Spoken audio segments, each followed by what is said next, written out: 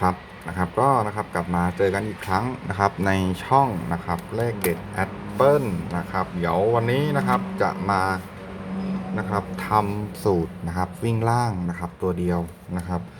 ก็มาตามสัญญานะครับหลังจากที่ทำชุดนะครับปักหลัก10ปักหลักหน่วยให้แล้วนะครับเดี๋ยววันนี้ก็มาดูนะครับชุดวิ่งล่างนะครับตัวเดียวนะครับซึ่ง ครับสำหรับชุดวิ่งล่างตัวเดียวนะครับก็อาจจะใช้นะครับบวก5นะครับคงที่แล้วก็จะ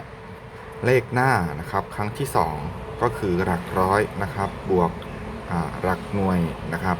แล้วก็อาจจะบวกเลขท้ายนะครับครั้งที่1นั่นก็คือหลักร้อยนะครับแล้วก็จะบวกเลขท้ายครั้งที่2นะครับก็คือหลัก10และหลักหน่วยนั่นเองนะครับสำหรับสูตรวิ่งร่างนะครับตัวเดียวนะครับก็มาดูพร้อมกันเลยนะครับครับบวก5ไปเลยครับคงที่นะครับ5ก็จะบวกคงที่ไปเลยนะครับ5นะครับบวก1นะครับบวก5นะครับบวก7นะครับบวก6แล้วก็บวก2นะครับบวก6นะครับบวก2นะครับครับก็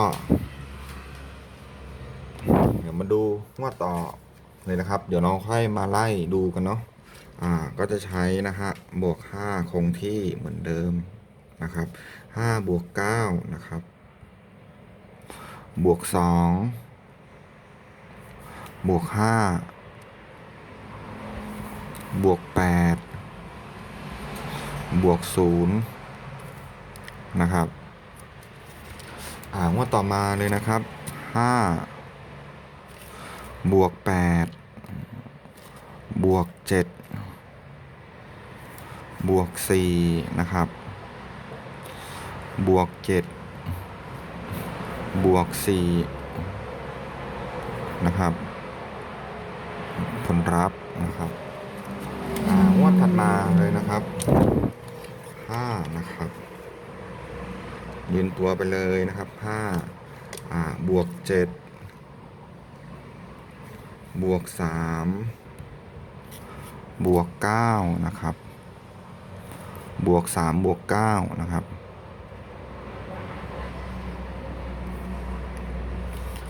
นะครับงวดถัดมาเหมือนเดิมนะครับ5นะครับบวก3นะครับบวก2นะครับแล้วก็บวก6นะครับบวก9นะครับแล้วก็บวก7นั่นเองนะครับงวดถัดมานะครับ5นะครับบวก6บวก5นะครับบวก5นะครับแล้วก็บวก3บวก2นะครับครับก็มาไล่ดูนะครับอธิบายกันนิดนึงนะครับสังเกตดูไหมครับสมาชิกทุกท่านสังเกตดูเลขนะครับเลขอย่างงวดนี้นะครับมันก็จะมีประมาณนะครับ135 795 562อย่างนี้นะครับมันก็จะป้วนเปี้ยนอยู่กับ5กับ7อยู่ประมาณนี้นะครับสังเกตดูครับเลขที่ออกงวดตัดมาก็จะออก76อย่างนี้นะครับอย่างงวดนี้นะครับ563 5912มันจะป้วนเปี้ยนในตัวเลขอยู่อย่างนี้ประมาณนี้นะครับทำไมถึงทำได้สูตรประมาณนี้นะครับก็มาบวกกันเลยนะครับ5บวก1นะครับเป็น6 6บวก5เป็น11นะครับ11บวก7เป็น18นะครับ18บวก6นะครับเป็น24นะครับ24บวก2นะครับเป็น26นะครับ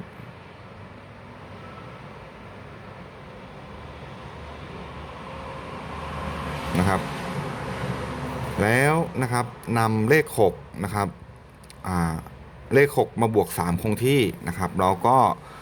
จะได้ผลลัพธ์นะครับส่วนตัวนี้นะครับผลลัพธ์ที่ออกมานะครับก็คือจะบวก3นะครับเราจะนำตัวเลขนะครับหลังจากที่ได้มาบวก3คงที่นะครับตัวนี้เดี๋ยวบางท่านเข้ามาดูแล้วจะสับสนนะครับตัวนี้จะบวก3คงที่นะครับครับก็มาดูกันเลยนะครับหลังจากที่ได้นะครับผลลัพธ์ได้ที่26นะครับ26นำ6มาบวกกับ3นะครับเท่ากับ9นะครับของงวดแรกนะครับ งวดถัดมาเลยนะครับ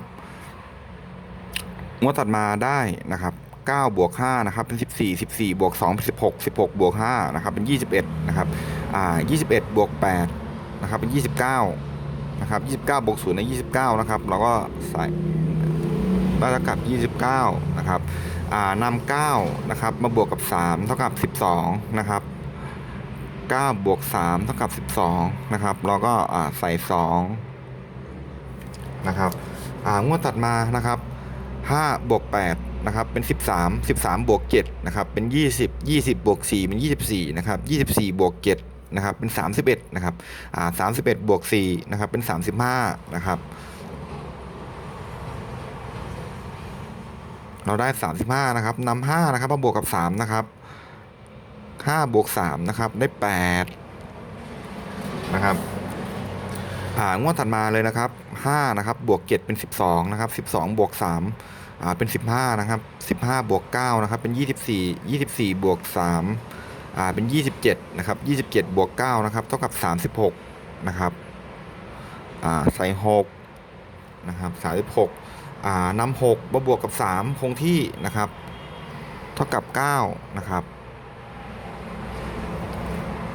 งวดตัดมานะครับ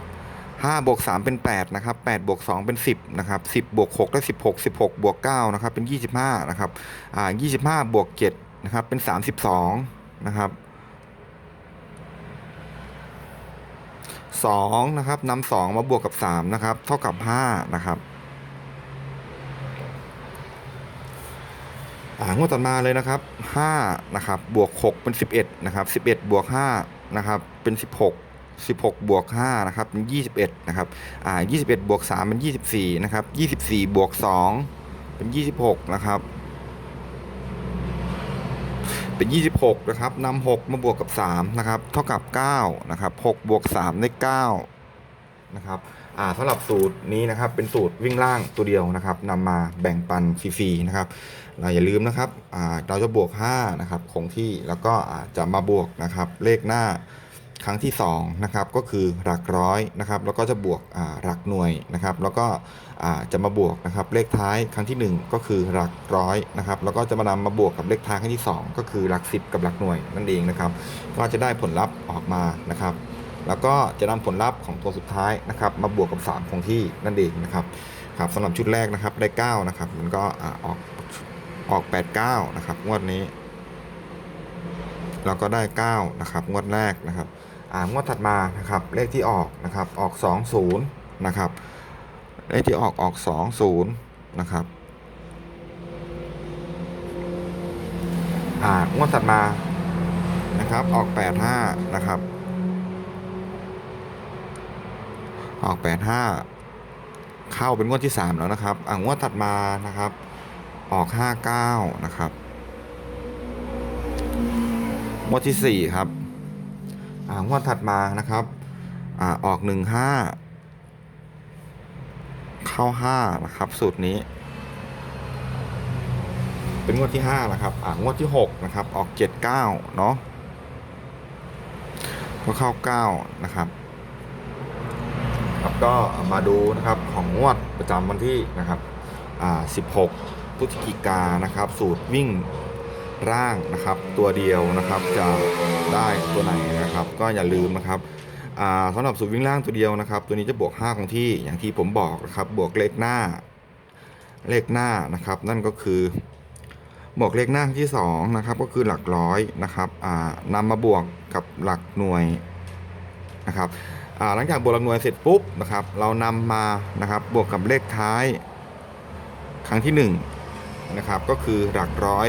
นะครับแล้วก็จะนำหลักร้อยนะครับมาบวกกับ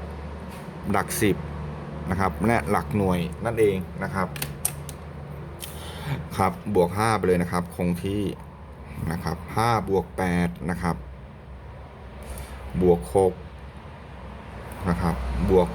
0นะครับแล้วก็บวก0บวก6นะครับอย่าลืมนะครับท่านผู้ชมตัวนี้เราจะบวก3คงที่นะครับอย่าลืมนะครับท่านไหนที่เข้ามาชมนะครับก็นะครับ5 บวก 8นะครับเป็น13นะครับ13 บวก6 เป็น19นะครับ19บวก6นะครับเป็น25นะครับ6บวก6เป็น12 12บวก8นะครับเป็น20 20บวก5ใน25นะครับเท่ากับ25นะครับนำ5นะครับมาบวกกับ3นะครับเท่ากับ5บวก3นะครับเป็น8นะครับครับสำหรับสูตรวิ่งล่างนะครับตัวเดียวนะครับของงวดประจำวันที่16ครับก็ทำได้ที่นะครับ8นะครับก็ซึ่งจะมานะครับชนกับหลักหน่วยร่างนะครับที่ผมได้ทำไปก่อนหน้านี้นะครับสำหรับ8นะครับก็จะไม่ชนที่หลักหน่วยนะครับงวดนี้ไม่ชนที่หลักหน่วยนะครับสำหรับวิ่งล่างตัวเดียวนะครับก็8นะครับ8ตัวเดียวนะครับก็จะมาชนที่หลักหน่วยเหมือนกันนะครับสูตรนี้นะครับเดี๋ยวพรุ่งนี้ดีกว่านะครับอาจจะเป็นคลิปหน้าหรือว่าคลิปต่อไปนะครับผมก็จะมานะครับสรุปให้ในชุด2ตัวร่างนะครับตรงๆนะครับของงวดประจำวันที่นะครับ16พฤศจิกายนนะครับก็จะนำทุกสูตรที่ผมได้ลงไปก่อนหน้านี้นะครับเดี๋ยวผมก็จะทำตัดดับต่างหากนะครับเพื่อที่จะให้เลขนะครับมันเหลือน้อยชุดที่จะนำมาแบ่งปันเพื่อนสมาชิกนะครับที่เข้ามาชมนะครับผิดถูกก็เป็นเรื่องของสูตรอีกอย่างหนึ่งนะครับสูตรทุกสูตรมีโอกาสถูกแล้วก็มีโอกาสเข้านะครับก็โปรดใช้นะครับวิจารณญาณนะครับในการชมแล้วก็ในการดูนะครับสูตรหวยละครับแต่ละสูตรมันก็คิดค้นขึ้นมานะครับแล้วก็อาจจะเป็นสูตรเก่าแล้วเอามารันใหม่นะครับอาจจะเป็นสูตรเก่าซึ่งสูตรมันมีเยอะมากนะครับกว่าเราจะค้นเจอมาแต่ละสูตรแล้วมารวบรวมบางสูตรก็อาจจะหลุดแล้วกลับมานะครับทำไว้นะครับไม่ได้ลงคลิปมันก็กลับมาเข้าเหมือนเดิมนะครับครับก็ฝากกดไลค์นะครับกดติดตามในช่องเล็กเด็ดแอปเปิลนะครับก็ขอบคุณทุกท่านนะครับที่เข้ามาชมนะครับขอให้มีความสุขนะครับในการรับชมนะครับสำหรับคลิปต่อไปนะครับคงไปไหนไม่ได้นะครับสำหรับชุดสรุปร่างตรงๆนะครับอาจจะไม่เกินพรุ่งนี้หรือตอนเย็นนะครับเดี๋ยวผมก็อาจจะมาสรุปให้นะครับหลังจากที่เราได้ลงชุดหลักหน่วยแล้วก็หลัก10แล้วก็เด่นแล้วก็วิ่งครบหมดแล้วพรุ่งนี้อาจจะเป็นวันในคลิปต่อไปดีกว่านะครับเจอกันนะครับชุดสรุปร่างนะครับท่านไหนชอบตัวไหนก็กดติดตามไว้เลยนะครับเดี๋ยวมาดูกันนะครับเผื่อมีโชคด้วยกันนะครับสำหรับคลิปนี้ก็ลาสมาชิกไปก่อนขอให้มีความสุขทุกท่านนะครับที่เข้ามาชมฝากกดไลค์กดติดตามในช่องด้วยนะครับครับผมก็สวัสดีครับ